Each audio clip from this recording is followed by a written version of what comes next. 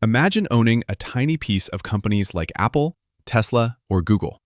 Sounds impossible, right? That's exactly what the stock market lets people do. The stock market is a place where people buy and sell shares of companies.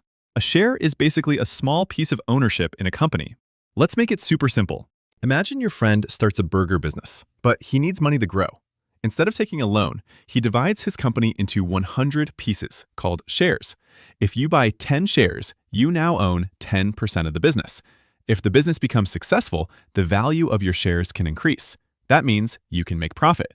But if the business performs badly, your shares can lose value too. Some people buy shares to make quick profits, while others invest for years, hoping the company grows bigger over time. For example, imagine buying shares in a small company today, and after a few years, that company becomes huge. The value of your investment could grow a lot. If you enjoyed this beginner guide, the next video will explain exactly how the stock market works.